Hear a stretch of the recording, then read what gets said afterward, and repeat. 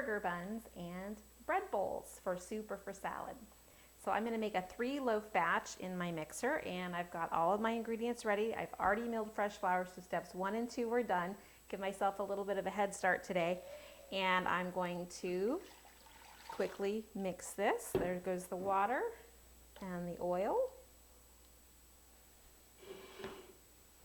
All my dry ingredients already measured out: my oats, my salt, gluten, dough enhancer, sugar. Just making the same old recipe again.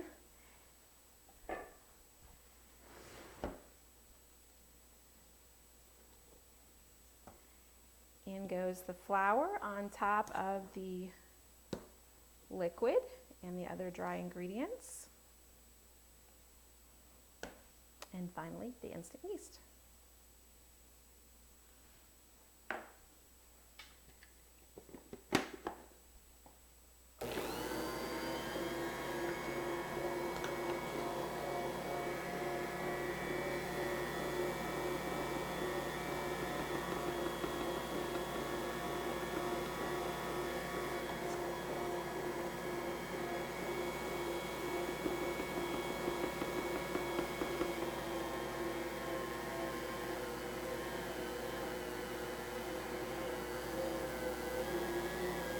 Turning up the mixer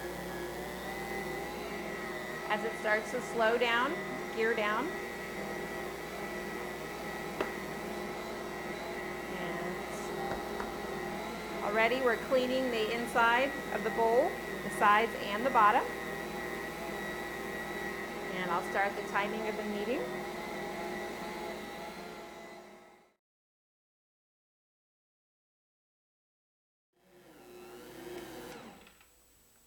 All right, we'll do a gluten window test and make sure we've done enough kneading.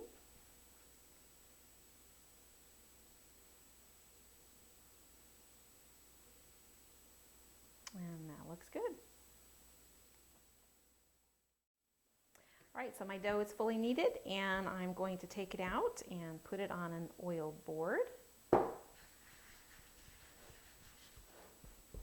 And this is 3 loaves worth of dough this time. So you can see my mixer's only about half full. And the reason I'm only making 3 loaves at a time is because I only have one oven. And so I can only fit so much in there at one time. Now, if I wanted to go ahead and make a 6-loaf batch for efficiency's sake and just freeze the remaining, then I would have to do 2 separate bake cycles. And that's not a real big problem, but I just prefer it to do it this way. So I'm going to cut these into about 3 even shapes, and I'm going to weigh them so that they're about 1.5 pounds each. This one already feels way too heavy. Okay, now these are all the same size, and I want to take each one of these and divide it down further. This is going to be, the first one is going to be my bread bowls. So I'm going to cut this into 4 pieces. And that should weigh approximately 6 ounces each. Last one is weighed. We will get a pan. Now I've prepared this sheet pan with parchment paper. And all that we need to do to form these is to, once again, pull them out from the center, just like we did our other loaf, but this time we're going to make it in more of a circle than we did before.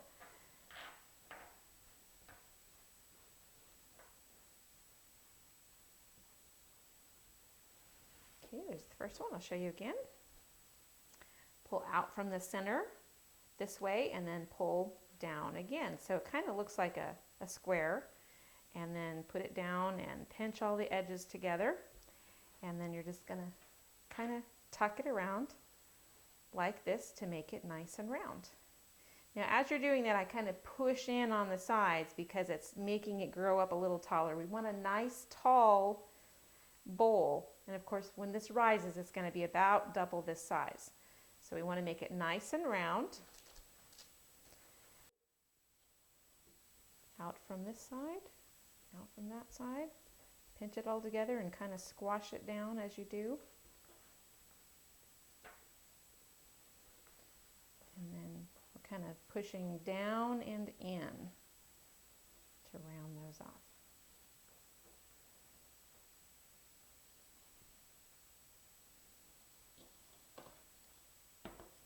Okay. Now for the hamburger buns, we're going to basically do the same thing with one little variation.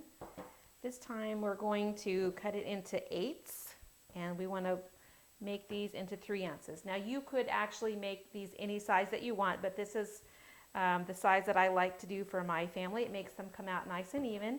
And again, I weigh them so that when they are baking, they all bake at about the same rate.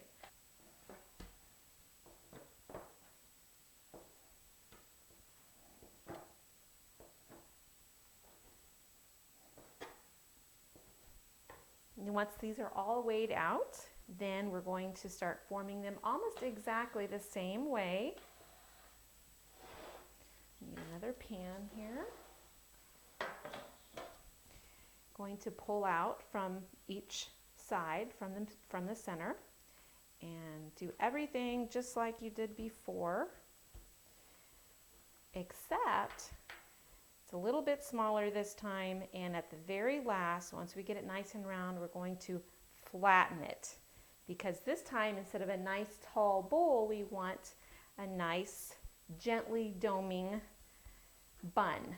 Okay, so we don't want too big of a bite to take for our hamburger. We want it to be nice and flat like that. I'm going to place that there. Now in terms of putting these on the sheet pan, you can put them about a finger's width apart if you want them to kind of grow together and where they're pull apart rolls and they'll have soft sides. If you want them to be a little more crispy, a little more brown all the way around, then you'll want to put 2 or 3 fingers in between each one. So you decide, and it may depend also on how much room you have on your pans. So I'm going to continue forming these the same way.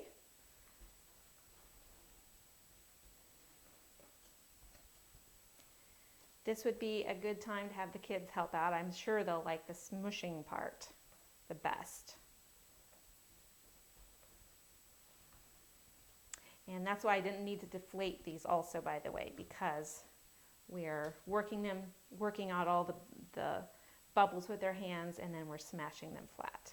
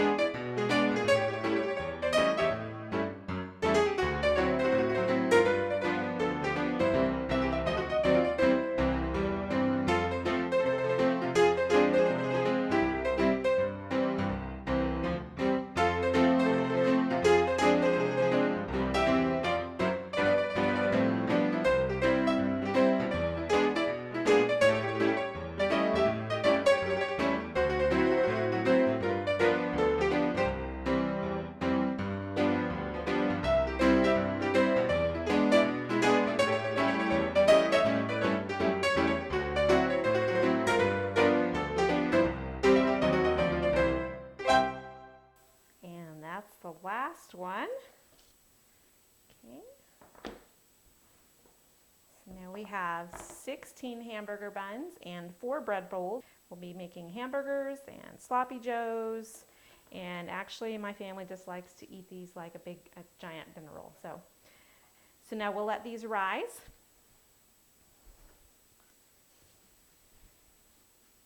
And we'll come back and check on them in about 30 minutes.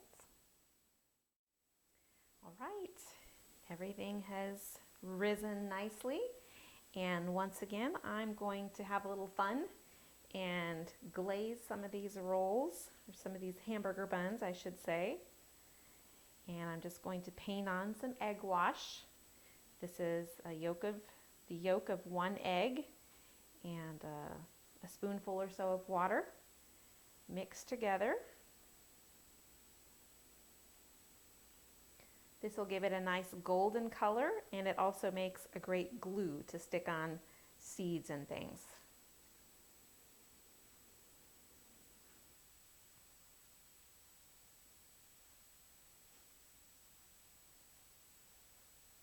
Okay, Now that we've got our glue on, we can start sprinkling with seeds. I've got some sesame seeds here.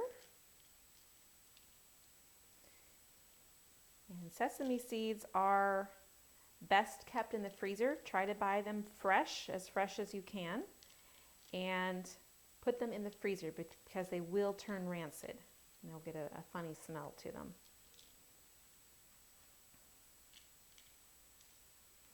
Okay, so I'm going to make some with sesame seeds, and I like poppy seeds.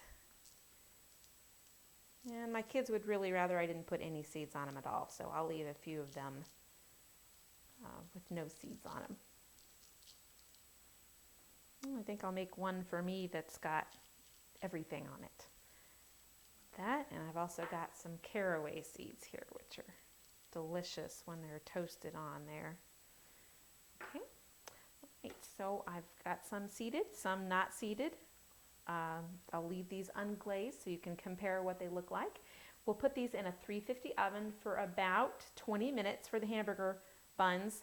The bread bowls will probably need to bake about 5 minutes longer, so about 25 minutes. But we'll use our thermometer to do a temperature test and make sure they're all done. These are the finished rolls. These have baked and cooled. These are the bread bowls, and to use these you will just slice a small sliver off the top, kind of like a jack-o'-lantern, and then scoop around the inside, leaving kind of a wall there. And you could pour chili in there or a nice thick cream soup. You could also use these for cold salads like pasta salad or tuna salad or chicken salad. Those would be really nice.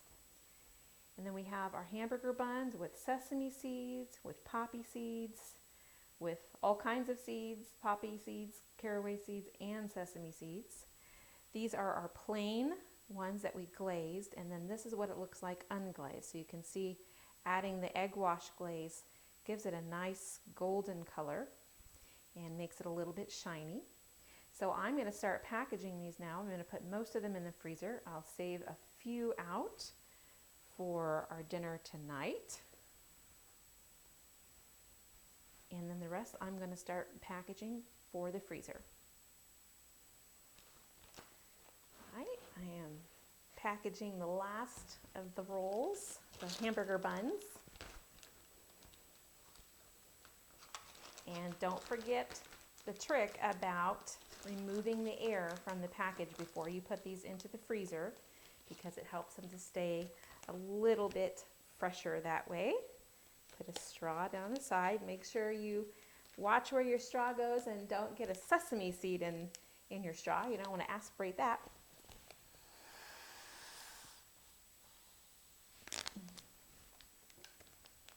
Okay, so now I have 3 packages of hamburger buns for the freezer, 1 package of bread bowls, and 1 set for dinner tonight. I know the first time that my husband saw these sitting on the counter, he said, "Did you go to the bakery today?" And I said, "No, honey, I'm the bakery." And now you can have a bakery in your kitchen as well. I hope you'll enjoy making hamburger buns and bread bowls for your family as well.